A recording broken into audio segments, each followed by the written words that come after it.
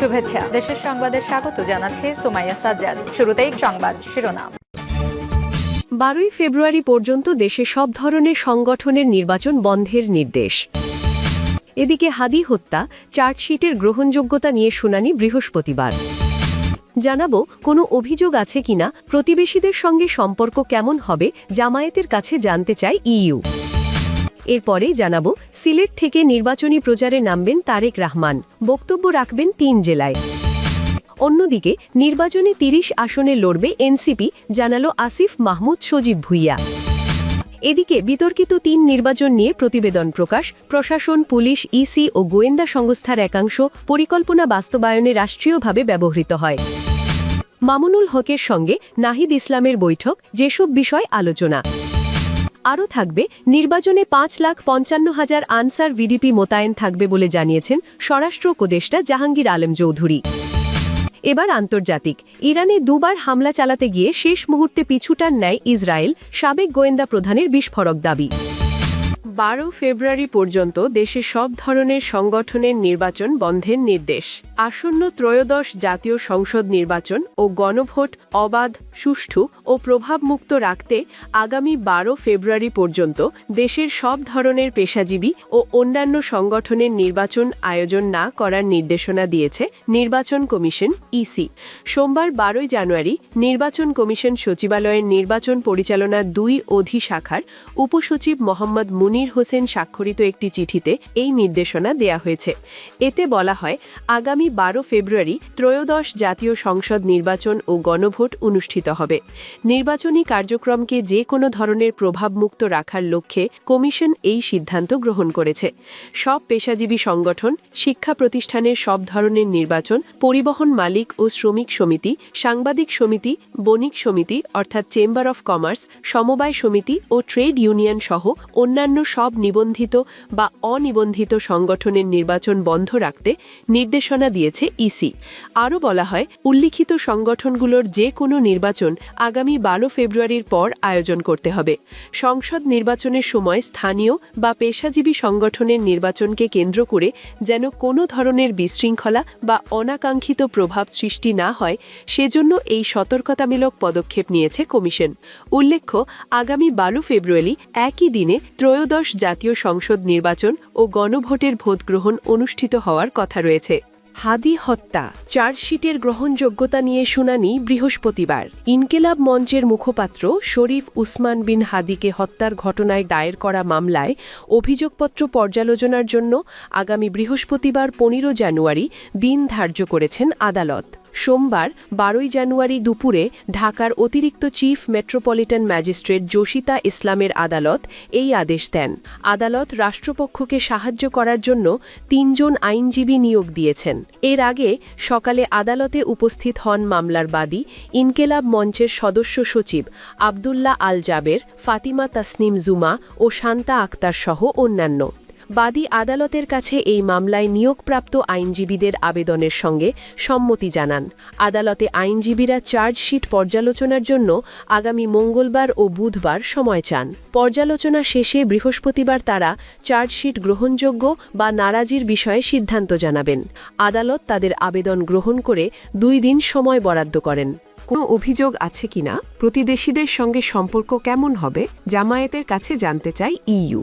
জামায়াতের কাছে ইউরোপীয় ইউনিয়নের ইইউ এর প্রতিনিধি দল জানতে চেয়েছে সব দলের জন্য সমান সুযোগ আছে কিনা, কোনো সুনির্দিষ্ট চ্যালেঞ্জ ও অভিযোগ আছে কিনা। জামায়াতে ইসলামী সরকার গঠন করলে প্রতিবেশী সহ বিশ্বের বিভিন্ন দেশের সঙ্গে সম্পর্ক কেমন হবে তা ইইউ প্রতিনিধি দল জানতে চেয়েছে। তবে জামায়াত অভিযোগ আছে বলে জানালেও এখনই সেগুলো প্রকাশ করবে না বলে তাদের জানিয়েছে। সোমবার 12 জানুয়ারি দুপুরে ইউরোপীয় ইউনিয়নের নির্বাচন পর্যবেক্ষণ মিশনের প্রধান পর্যবেক্ষক ও ইউরোপীয় পার্লামেন্টের সদস্য ইভার্স ইজাবসের নেতৃত্বে 3 সদস্যের একটি প্রতিনিধি দলের সঙ্গে বৈঠক করেন জামায়াতের আমির। বৈঠক শেষে সাংবাদিকদের প্রশ্নের জবাবে এ কথা বলেন তিনি। জামায়াত আমির বলেন, বৈঠকে ইইউ প্রতিনিধি দলের পক্ষ থেকে সব দলের জন্য সমান সুযোগ আছে কিনা, কোনো সুনির্দিষ্ট চ্যালেঞ্জ ও অভিযোগ আছে কিনা তা জামায়াতের কাছে জানতে চাওয়া হয়েছে। জামায়াত অভিযোগ আছে বলে জানালেও এখনই সেগুলো প্রকাশ করবে না বলে তাদের জানিয়েছে। আগে নির্বাচন কমিশন এবং অন্তর্বর্তী সরকারকে অভিযোগ ও চ্যালেঞ্জের বিষয়ে জানাতে চায় জামায়াত। এরপরেও সমাধান না পেলে জামায়াত জনগণকে এসব বিষয়ে জানাবে। জামায়াতে ইসলামী সরকার গঠন করলে প্রতিবেশী সহ বিশ্বের বিভিন্ন দেশের সঙ্গে সম্পর্ক কেমন হবে, ইইউ প্রতিনিধি দলের এমন প্রশ্নে তিনি বলেন, জামায়াতের সঙ্গে বিশ্বের সভ্য, শান্তিকামী ও গণতান্ত্রিক সব রাষ্ট্রের সঙ্গে বন্ধুত্বপূর্ণ সম্পর্ক বজায় থাকবে বলে তাদের জানানো হয়েছে। প্রতিবেশীদের সঙ্গে প্রতিবেশী সুলভ সম্পর্ক থাকবে বলেও জানানো হয়েছে। প্রতিবেশীরাও প্রতিবেশীর মতো আচরণ করবে এমন আশা করে জামায়াত। তবে সেই আচরণ হতে হবে পারস্পরিক শ্রদ্ধা ও সমতার ভিত্তিতে। নির্দিষ্ট কোনো রাষ্ট্রের দিকে না ঝুঁকে সারা বিশ্বের সঙ্গে বন্ধুত্ব ও সমন্বয় রক্ষা করে বাংলাদেশকে এগিয়ে নিতে চায় জামায়াত। নারীদের নিরাপত্তার বিষয়টি জামায়াত গুরুত্বের সঙ্গে দেখছে উল্লেখ করে দলটির আমির বলেন, তারা বিশ্বাস করেন মা বোনেরা এবার জামায়াতকে বেছে নেবেন। সিলেটের ৩ জেলায় বক্তব্য রাখবেন তারেক রহমান। বিএনপির চেয়ারম্যান তারেক রহমানের সিলেট সফরের চূড়ান্ত সূচি নির্ধারণ করা হয়েছে। নির্বাচনী প্রচারণা শুরুর প্রথম কর্মসূচি হিসেবে ২১ জানুয়ারি রাতে সিলেটে পৌঁছবেন তিনি। ২২ জানুয়ারি হজরত শাহজালাল রহ এবং হজরত শাহপরান রহের মাজার জিয়ারতের মধ্য দিয়ে ত্রয়োদশ জাতীয় সংসদ নির্বাচনের আনুষ্ঠানিক প্রচার কার্যক্রম শুরু করবেন তারেক রহমান। সিলেট জেলা বিএনপির সভাপতি আব্দুল কাইয়ুম চৌধুরী বিষয়টি নিশ্চিত করে জানিয়েছেন, মাজার জিয়ারতের পর তারেক রহমান সিলেট, মৌলভীবাজার ও হবিগঞ্জে পৃথক ৩টি সমাবেশে প্রধান অতিথির বক্তব্য রাখবেন। সিলেটের জনসভায় সুনামগঞ্জ জেলার নেতাকর্মীরাও অংশ নেবেন বলে দলীয় সূত্রে জানা গেছে। বিএনপি নেতারা জানান, হজরত শাহজালাল রহের মাজার জিয়ারতের মাধ্যমেই দলের প্রয়াত চেয়ারপারসন বেগম খালেদা জিয়া নির্বাচনী প্রচারণা শুরু করতেন। এবারও সেই রাজনৈতিক ঐতিহ্য ও ধারাবাহিকতা বজায় রাখা হচ্ছে। তফসিল অনুযায়ী ২১ জানুয়ারি নির্বাচনী প্রতীক বরাদ্দ দেওয়া হবে এবং ২২ জানুয়ারি থেকে আনুষ্ঠানিকভাবে প্রচার কার্যক্রম শুরু হবে। দলীয় সূত্র বলছে, বিএনপির চেয়ারম্যান হিসেবে নিযুক্ত হওয়ার পর ঢাকার বাইরে এটিই তারেক রহমানের প্রথম সফর। এই সফরের মধ্য দিয়েই তিনি নির্বাচনী প্রচার কাজের সূচনা করবেন। সূচি অনুযায়ী ২২ জানুয়ারি সকালে ২ মাজার জিয়ারতের পর বেলা ১১টায় সিলেট নগরের চৌহাট্টা এলাকার আলিয়া মাদ্রাসা মাঠে তিনি বৃহৎ নির্বাচনী জনসভায় যোগ দেবেন। জনসভা শেষে তারেক রহমান সড়ক পথে ঢাকার উদ্দেশ্যে রওনা দেবেন। পথে মৌলভীবাজারের শেরপুর এবং হবিগঞ্জের শায়েস্তাগঞ্জে আরও ২টি নির্বাচনী জনসভায় প্রধান অতিথির বক্তব্য রাখার কথা রয়েছে। নির্বাচনে ৩০ আসনে লড়বে এনসিপি, জানান আসিফ মাহমুদ। আসন্ন একাদশ জাতীয় সংসদ নির্বাচনে জাতীয় নাগরিক পার্টি এনসিপি ৩০টি আসনে লড়বে বলে জানিয়েছেন দলটির মুখপত্র ও নির্বাচন পরিচালনা কমিটির চেয়ারম্যান আসিফ মাহমুদ সজীব ভুইয়া। সোমবার একটি সংবাদ মাধ্যমকে দেওয়া সাক্ষাৎকারে তিনি একথা জানান। এনসিপি মুখপত্র বলেন, ১১ দলের নির্বাচনী সমঝোতায় জোটের হয়ে ৩০টি আসনে লড়বে এনসিপি। দেশের জনগণ ও বৃহত্তর স্বার্থে আমাদের সকল নেতাকর্মী এই সিদ্ধান্ত মেনে নিয়েছেন। এই জোট আধিপত্যবাদের বিরুদ্ধে সংস্কারের জোট। তিনি বলেন, জোট করার জন্য এনসিপি অনেক ছাড় দিয়েছে। অন্যদেরও এই মানসিকতা থাকায় এই জোটটি হয়েছে। এই জোট ইনশাআল্লাহ এবার সরকার গঠন করবে। আসিফ মাহমুদ সজীব ভুইয়া বলেন, যারা পদত্যাগপত্র দিয়েছেন তারা আমাদের অ্যাসেট। তাদের পদত্যাগপত্র এখনও গ্রহণ করা হয়নি। এখনও একসঙ্গে কাজ করার সুযোগ আছে। তিনি আরও বলেন, এটা কোনো আদর্শিক জোট নয়, এটা স্ট্র্যাটেজিক একটি জোট। আসিফ মাহমুদ সজীব ভুইয়া বলেন, এনসিপির কোনো প্রার্থী নেই এমন ২৭০টি আসনে প্রতিনিধির মাধ্যমে গণভোটে হ্যাঁ ভোটের পক্ষে প্রচারণা চালানোর পাশাপাশি তৃণমূলে মাঠ পর্যায়ে গণভোটের পক্ষে কাজ করবে এনসিপি। সূত্র, চ্যানেল 24। বিতর্কিত ৩ নির্বাচন নিয়ে প্রতিবেদন। প্রশাসন, পুলিশ, ইসি ও গোয়েন্দা সংস্থার একাংশ পরিকল্পনা বাস্তবায়নে রাষ্ট্রীয়ভাবে ব্যবহৃত হয়। আওয়ামী লীগ আমলে ২০১৪ সালের একতরফা, ২০১৮ সালের রাতের ভোট ও ২০২৪ সালের ডামি ভোট নামে পরিচিত ৩টি জাতীয় সংসদ নির্বাচনে অনিয়ম করে জেতার অভিনব পরিকল্পনা শুরু হয়েছিল ২০০৮ সালের ভোটের পর থেকেই। এই পরিকল্পনা হয় রাষ্ট্রের সর্বোচ্চ পর্যায়ের সিদ্ধান্তে, আর তা বাস্তবায়নে প্রশাসন, পুলিশ, নির্বাচন কমিশন এবং গোয়েন্দা সংস্থার একটি অংশকে রাষ্ট্রীয়ভাবে ব্যবহার করা হয়েছে।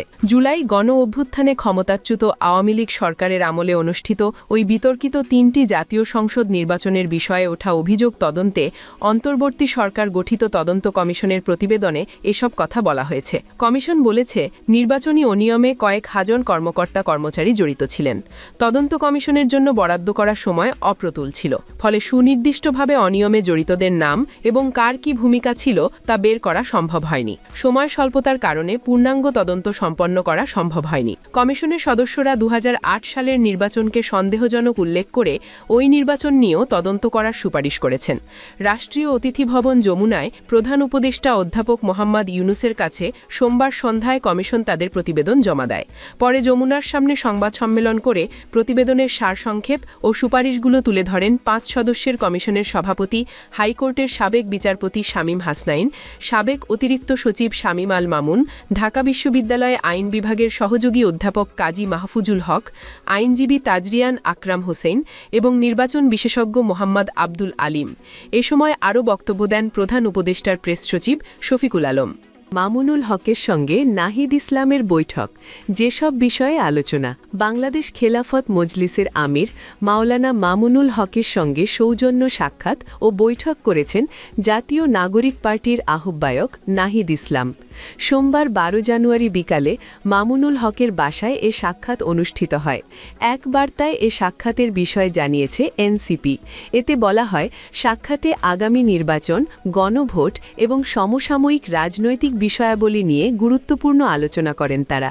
পৃথক বার্তায় বাংলাদেশ খেলাফত মজলিস জানিয়েছে, ঘণ্টাব্যাপী বৈঠকে দেশের চলমান রাজনৈতিক পরিস্থিতি, সাম্প্রতিক রাজনৈতিক সমীকরণ এবং ভবিষ্যৎ করণীয় নিয়ে বিস্তারিত আলোচনা করেন মামুনুল হক ও নাহিদ ইসলাম। বিশেষ করে চলমান 11 দলীয় সমঝোতার কৌশল নির্ধারণ, পারস্পরিক বোঝাপড়া জোরদার করা এবং সমন্বিত রাজনৈতিক উদ্যোগের বিভিন্ন দিক নিয়ে ফলপ্রসূ মতবিনিময় হয়েছে। বৈঠকে জাতীয় স্বার্থ, দেশের স্বাধীনতা ও সার্বভৌমত্ব রক্ষা এবং জন আকাঙ্ক্ষা পূরণের ক্ষেত্রে একীভূত রাজনৈতিক অবস্থান গড়ে তোলা এবং গণভোটে হ্যাঁ এর পক্ষে জনমত গঠনের ওপর বিশেষ গুরুত্বারোপ করা হয়।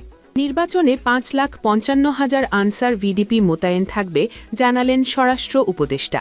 আসন্ন ত্রয়োদশ জাতীয় নির্বাচন অবাধ, সুষ্ঠু, শান্তিপূর্ণ ও উৎসবমুখর পরিবেশে আয়োজনের লক্ষ্যে সারা দেশের সব ভোটকেন্দ্রে মোট 5,55,958 জন আনসার ভিডিপি সদস্য দায়িত্ব পালন করবেন বলে জানিয়েছেন স্বরাষ্ট্র উপদেষ্টা জাহাঙ্গীর আলম চৌধুরী। সোমবার দুপুরে বাংলাদেশ আনসার ও ভিডিপি একাডেমির ইয়াদ আলী প্যারেড গ্রাউন্ডে মৌলিক প্রশিক্ষণ সমাপনী পাসিং আউট প্যারেড অনুষ্ঠানে তিনি এ তথ্য জানান।